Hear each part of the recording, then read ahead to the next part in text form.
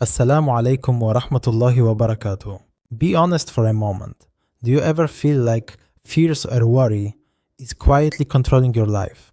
Not in a dramatic way, but in the background, that constant pressure in your chest, that anxious loop that never fully shuts off. What makes it harder is that everything can look fine on the outside. You're functioning, you're studying, you're working, you're doing what you're supposed to do, but inside, your heart never feels at rest. I'm making this video because I've been there. There were periods where nothing was technically wrong, yet my mind was always tense. Small worries felt heavy, peace felt temporary. And fear slowly became normal, not because danger was everywhere, but because anxiety had quietly settled in.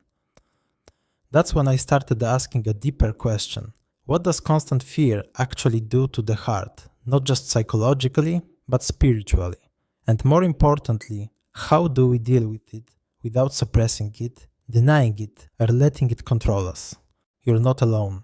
Everyone experiences fear at some point. Fear of failure, fear of losing people, fear of the future, or the fear of falling behind. But when fear becomes constant, when anxiety becomes the default state, it stops being just a feeling. It starts shaping how you think, how you decide, and how your heart experiences life. Today, we're going to explore why constant fear and anxiety weakens the heart and what Islamic wisdom, rooted in real human experience, teaches us about restoring balance. Fear is natural. It keeps us alert and protects us from danger. Anxiety is a signal, sometimes the mind warning us that something needs attention. But fear becomes dangerous, not when it appears, but when it never leaves. When the heart stays in a constant state of alert, it forgets what rest feels like. Over time, even safety starts to feel unsafe. When fear and anxiety no longer match reality, they distort our perception of life. Small problems feel overwhelming. We doubt our abilities. We struggle to trust others. Even moments of joy feel fragile. Islam recognizes this inner struggle. The Quran says, قَدْ أَفْلَحَ مَنْ زَكَّاهَا. He has succeeded who purifies the soul. Surah Ash-Shams, Ayah 9. This verse is short but deeply powerful. The soul doesn't collapse overnight. It slowly becomes overwhelmed when it is never cleansed from fear, doubt, and inner noise. Purifying the heart is not just about being good, it's about freeing it from constant disturbance. The Prophet said, إِنَّمَا الْأَعْمَالُ بِالنِّيَّاتِ وَإِنَّمَا لِكُلِّ امْرِئٍ مَا نَوَى. Actions are judged by intentions, and everyone will get what they intended. Sahih al-Bukhari, Hadith 1. This teaches us that two people can live the same life, face the same problems, yet experience them completely differently, because the heart interprets reality before the mind reacts to it.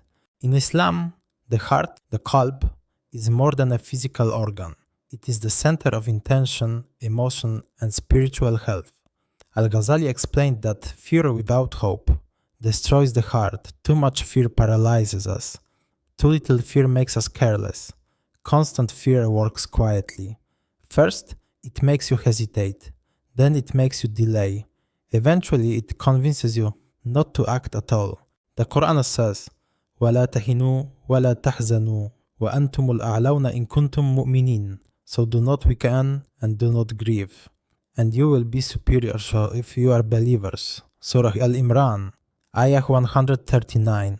This verse does not deny hardship. It warns against internal collapse before external defeat. Fear weakens the heart long before life becomes difficult. When anxiety is constant, the body follows the heart. Sleep suffers, appetite suffers, decision-making suffers. Modern science confirms this, but Islamic tradition spoke about it centuries ago. When the heart is under pressure, the body reflects it. Now consider the modern world. Constant notifications, endless comparisons, non-stop news.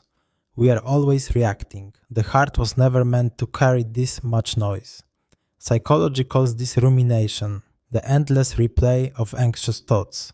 The heart becomes worn out, like a muscle held under tension for too long. The Prophet ﷺ reminded us that worldly striving never truly ends, and that this life is temporary. Sahih Muslim, Hadith 2950.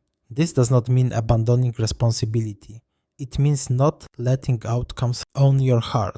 Tazkiyah teaches balance. Fear should alert us, not paralyze us. Hope should motivate us, not deceive us. Fear without hope suffocates. Hope without responsibility misleads. Balance is what allows the heart to live. The Quran says, وَعَلَى اللَّهِ فَلْيَتَوَكَّلِ الْمُؤْمِنُونَ, and upon Allah let the believer rely. Surah Aal-Imran, Ayah 122. Tawakkul is not passivity, it is an action with trust, effort without obsession. So, how do we care for the heart? Pause daily, reflect intentionally, write your fears down. A named fear loses power. Focus on what is real and meaningful. Hearts change slowly and gently, not through force. Even if you're not Muslim, this truth is universal. A protected heart is not a weak heart, it is a focused one. Before you leave this video, ask yourself, what fear has been controlling me lately? How can I face it without letting it weigh down my heart? A heart weighed down by fear cannot soar, but a heart balanced with reflection, hope, and conscious effort can finally rest. If this reflection spoke to you, consider subscribing, and let's continue this journey together. The purification of the heart.